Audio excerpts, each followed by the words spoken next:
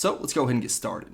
So the first one I want to talk about is low power mode. So you can see right here, if we go into our settings and then we tap on battery, you'll notice that we have a toggle right here. So if we toggle that on, this is basically going to reduce the performance and network activity in order to extend your battery life. So when you turn this on, mail fetch, background app refresh, motion effects, and all animated wallpapers are going to be disabled. You'll also notice right up here that we have a yellow battery. So that's going to indicate that you have low power mode on. But according to Apple, turning that on is going to give you an additional 3 hours of battery life. Next up, we have the iCloud Drive app. Now this is actually hidden by default, but if you go into your settings here, you tap on iCloud, and then you tap on iCloud Drive, you can actually toggle this on right here. So if we toggle that on, you can see that if we go back and we swipe over, you'll notice that we have the iCloud Drive app, allowing us to access our iCloud Drive directly from the home screen.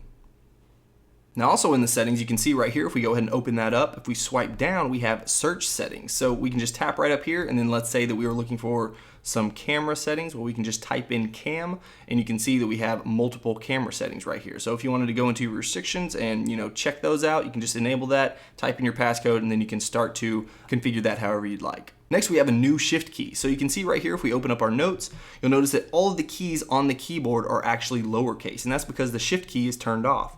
But if we toggle that on, you can see that we all have capitalized letters now, telling us that we have the shift key on. So now no more confusion whether the shift key is on or off. Now we have quite a few hidden features in the Photos app, and you can see right here, if we go ahead and tap on the Photos app, that if we select a photo, that we can actually use this scrubber right down here to cycle through these photos, as you can see. So that's just going to make navigating your photos a whole lot easier rather than having to swipe each one every single time. Now another hidden feature in the Photos app is you can actually swipe down on a photo in order to go back. So you can see just like that. That's going to bring me back to all of my photos right there. Now another cool feature is how easily it is to select multiple photos. So we just tap on select right up here, and then we can actually just drag our finger. And you can see that if we go down just like that, then it's going to select the entire row just like that. Of course, you can always just go diagonal too, just depending on how you want these all set up. So that makes everything a whole lot easier. Now, once you select those, you'll notice that I have 8 selected right here. Let's say that we wanted to actually, we're going to click cancel that, and then we're going to select just a bunch of photos. So we're just going to go down just like this. So I have 29 photos selected, and you'll notice when I hit the share button that we can actually email all of these at the same time. So that's basically going to get rid of that 5 photo limit sending through mail. So you can see right here that they're all attached, and we can send those off very simply and easily. Now another cool feature in mail is if you try to send a message that's too big for mail, you can see right here, if we tap on send, you'll notice that it's going to ask me, first of all, how big do I want to send these, like what size? So I'm going to do actual size, and it's going to tell me that I can actually use mail drop in order to send this. So normally you wouldn't be able to do this just because the files are too big, but you can do this now with mail drop. So if you just tap on that, then that's actually going to use iCloud in order to send this message. Also in the mail app, you can see right here, if we just tap and hold, and then we hit this tiny little arrow right over here on the right, you can see that you can add an attachment. So if you tap on that,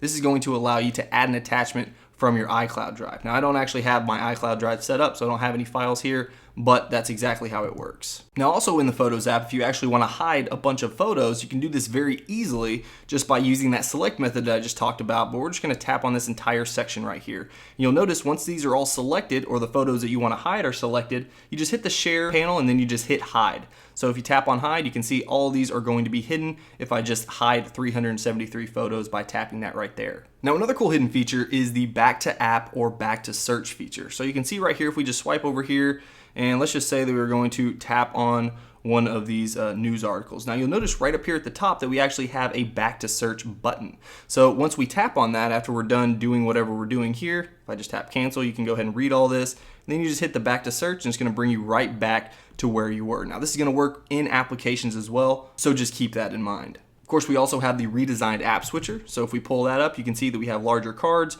and our icons are right up there at the top rather than at the bottom. Of course, this still works just like it does in iOS 8, so you can just swipe up to close out of applications. The only difference is that we have the springboard all the way to the right rather than all the way to the left. Also, we have that nice little fade out right there in the background, so that looks really nice.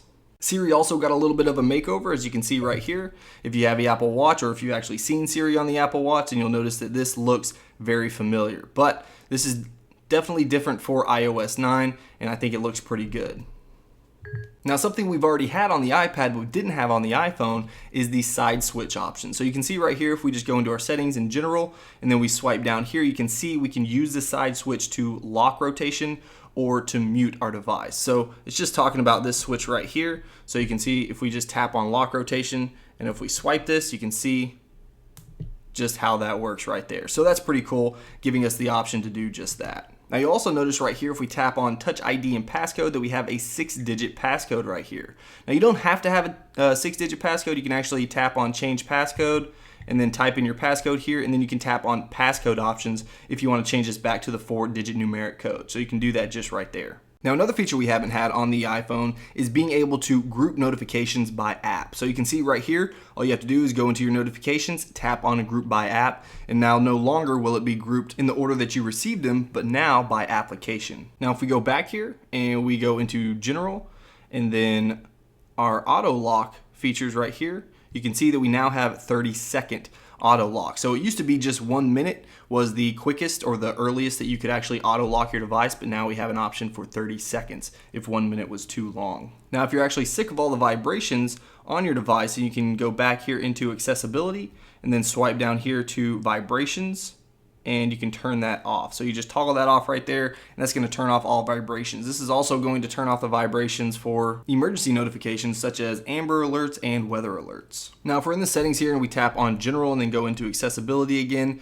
you'll notice when we scroll down here, we're going to be looking for touch accommodation. So they're off right now, but you can see that we have 3 options right here that basically allow us to do 3 different things, such as hold duration as well as ignore repeat. So if you hit or tap multiple times, it's going to ignore those repetitive taps. Hold duration is obviously going to change the duration that you have to hold in order to tap. And then right up here, you also have touch accommodations that's going to adjust settings and allow you to change how the screen is going to respond to your touches. Right down here, we also have some tap assistance. We can use the initial touch location or use final touch location. So if you need accommodations for your tapping, if you have issues, then you can definitely use this to set that up. Now we also have new options in reader mode in Safari. So you can see right here, if we just tap on this, you'll notice that if we just tap on this right here, then it's going to give us some options allowing us to change the background, as you can see right there. So it's going to make it a whole lot easier to read at night if you want to do that. You can also change up the font as well. So you can see that we actually have a brand new font called San Francisco, which is actually system-wide on the device, which is actually another hidden feature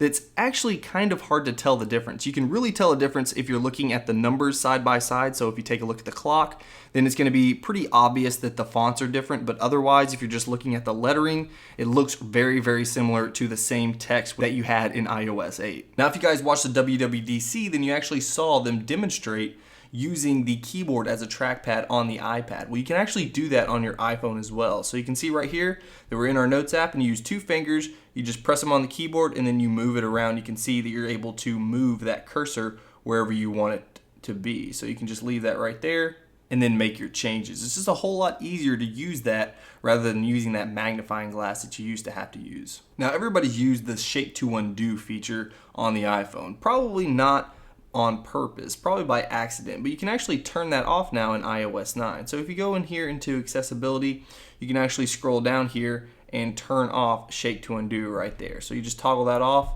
right there. Also here in accessibility, you can see if we just swipe up and go to assistive touch, you'll notice that we can actually customize our top level menu. So if you use assistive touch, then you can see right here that you can change this up to however you like. So you can just change up the actions that you want each particular button to be. Now here in the Mail app, you can actually use markup on attachment. So you can see I've attached a picture right here. So if we wanted to use markup, we would just tap and hold and then open up markup right here. So you can make all your changes right here and then send that off. So I just sent that attachment to myself. So you can see if we just tap and hold here, there's a couple things you can do. First of all, you can use markup in this as well. As you can see, you can just tap on that and use markup, or you can actually save this attachment to your iCloud drive. And you also notice here in Maps that when we're getting directions to a location, that we now have my home, my work, and my favorites in order to input that. So if we wanted to tap on my home, then you can see right there that it's going to take me directly from my house to this location. Of course, you can do the exact same thing with work as well as my favorites. You also see here in the screenshot, after you synced your Apple Watch to your device, you'll actually get a little widget in your notification center here showing you basically battery percentage for your iPhone as well as your watch right there in the notification center. Also in iOS 9, we have battery usage details. So if you go into settings and then battery, and then you tap on usage, you'll see right here that you can actually tap on the app or the process, and it's going to display the amount of on-screen time as well as background time for each app or process. So this can be pretty helpful when you're trying to figure out which applications are draining your battery life. So I hope you guys enjoyed this top 30 features of iOS 9. And